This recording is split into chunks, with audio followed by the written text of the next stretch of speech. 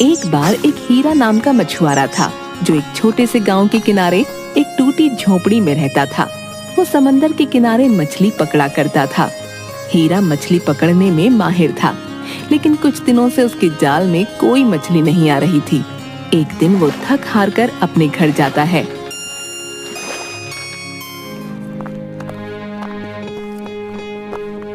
आ गए तुम? आज भी खाली हाथ ही आए हो। हे भगवान, ये किस आदमी के पल्ले बन गई हूँ मैं। न जाने वो कौन सा दिन होगा जब तुम बहुत सारी मछलियाँ पकड़कर उन्हें बेचकर खूब सारे पैसे लाकर मुझे दोगे। मैं तंग आ गई हूँ इस टूटी झोपड़ी में रहते रहते। आपको बता देती हूँ, अगर मुझे अपने साथ रखना चाहते हो तो खूब पैसे लाकर दो। हाँ। अरे तुम ही बताओ मैं क्या करूं। दिन भर तो समुंदर के किनारे इसी इंतजार में बैठा रहता हूं कि कब कोई मछली मेरे जाल में फंसे, लेकिन पता नहीं क्या हो रहा है। किस्मत साथ ही नहीं दे रही और मैं खाली हाथ घर लौट आता हूं। वो सब मैं नहीं जानती। जब देखो यही बोलते रहते हो कि मैं क्या करूं। मुझे कुछ नहीं पता। जाओ और मछली पकड़ कर लाओ। अपनी पत्नी की ये बातें सुन हीरा बहुत उदास हो जाता है और अपनी छड़ी के साथ समंदर के किनारे जाता है।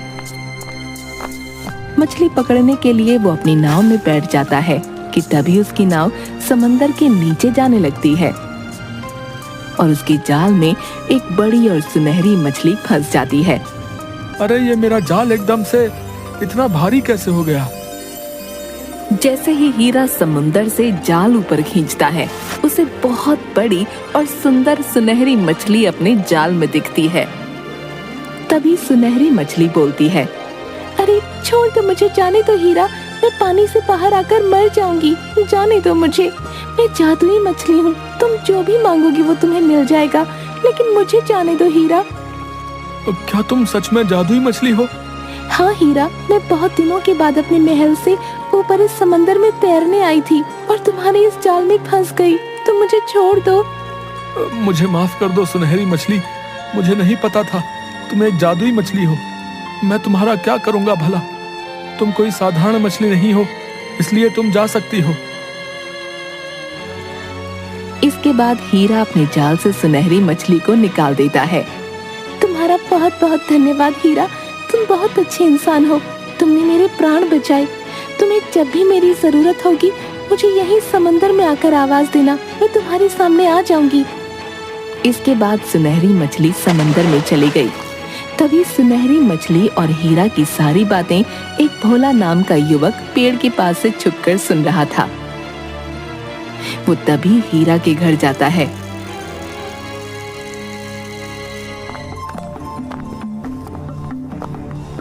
अरे कमला भाभी, पता है आज तो गजब ही हो गया। अरे क्या हो गया भोला भैया, बताओ तो जरा। आज फिर कोई बात हुई क्या? आज हीरा भैया के जाल में एक जादुई मछली फंसी थी, लेकिन हीरा भैया ने उसे ऐसे ही जाने दिया।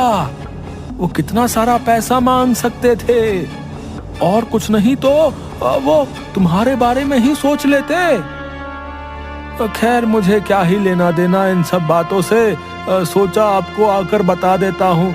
खैर मुझे क्या बोल रहे हो भोला भैया? जादुई मछली, वो भी इनके हाथ?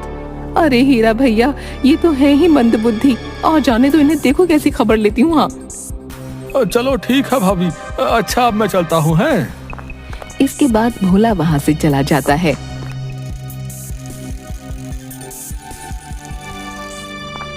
हीरा अपने घर आता है। आ गए तुम? आज भी खाली हाथ आए हो? तुमसे पूरे दिन में एक भी मछली नहीं पकड़ी जाती। क्या भूखा ही मारने का सोचा है मुझे? तुम्हारी इस रोज रोज के बहानों से तंग आ गई हूँ मैं। अगर ऐसा ही रहा तो अपने मायके चली जाऊंगी। हाँ। नहीं मालती, ऐसा मत बोलो। मैं रोज कोशिश करता हूँ मछली पकड़ने की, और आज तो एक मछली हाथ आई भी थी, लेकिन वो जादुई मछली थी। उसका भला मैं क्या करता, इसलिए उसे जाने दिया।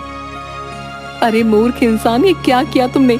हाथ आया इतना अच्छा अवसर गंवा दिया। हे भगवान, क्या तुम्हें पता है तुमने क्या किया? वो एक जादुई मछली थी। उसकी जान बचाने के बदले जो कुछ भी तुम मांगते वो तुम्हें मिलता। मैं तुम्हें कहती हूँ, अभी जाओ समंदर किनारे, उस जादुई मछली से हमारे लिए एक झोपड़ी मांगो। जाओ।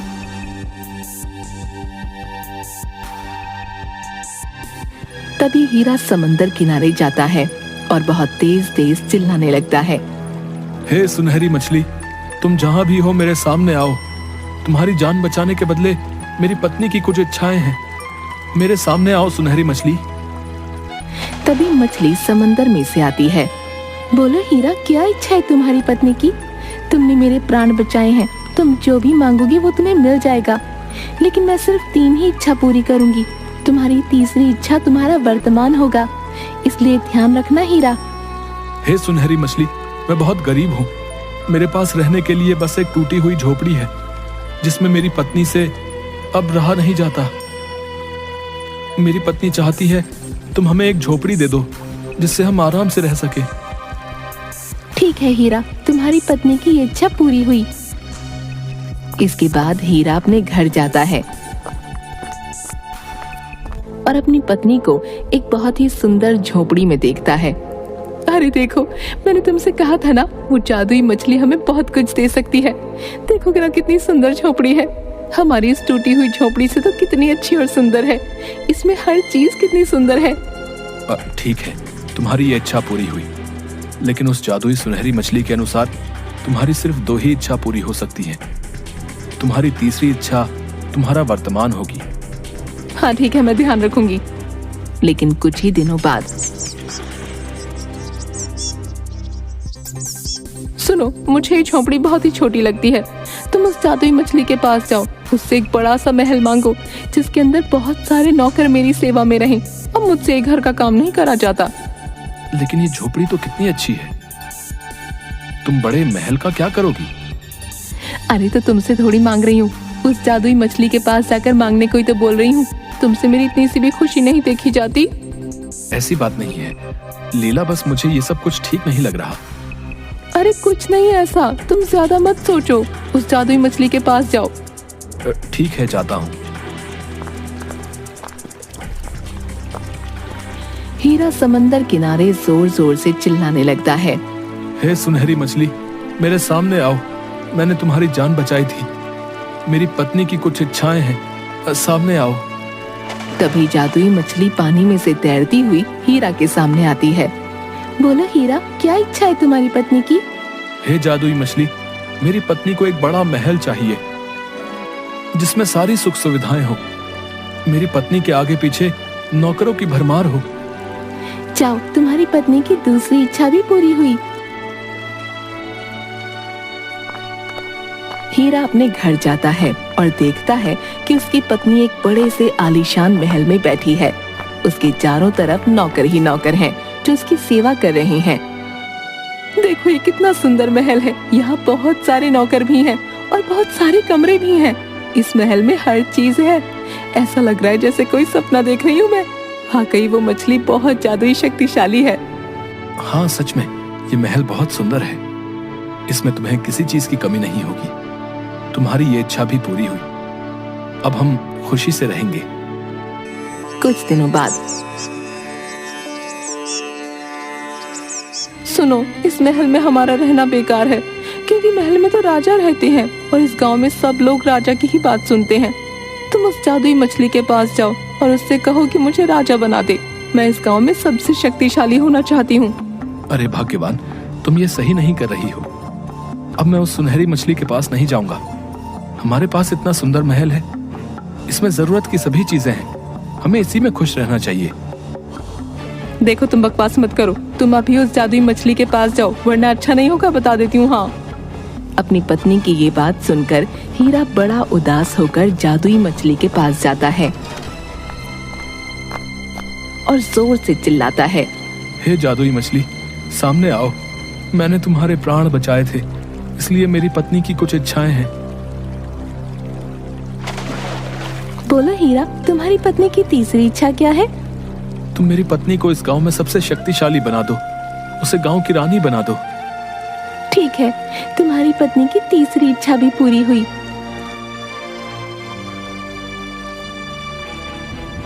हीरा अपने घर जाता है और देखता है कि उसकी पत्नी अपनी वही पुरानी टूटी हुई झोपड़ी में बैठी रो रही है और अपनी फटी हुई साड़ी में है।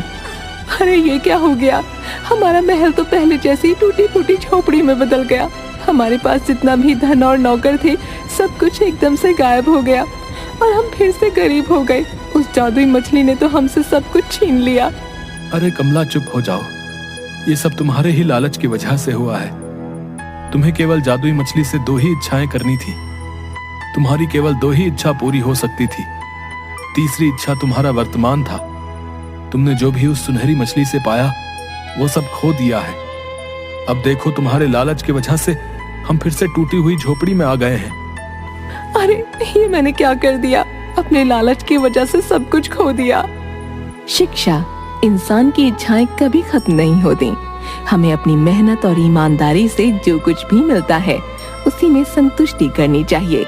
ज्यादा लालच हमेशा ही निराशा लेकर आता है।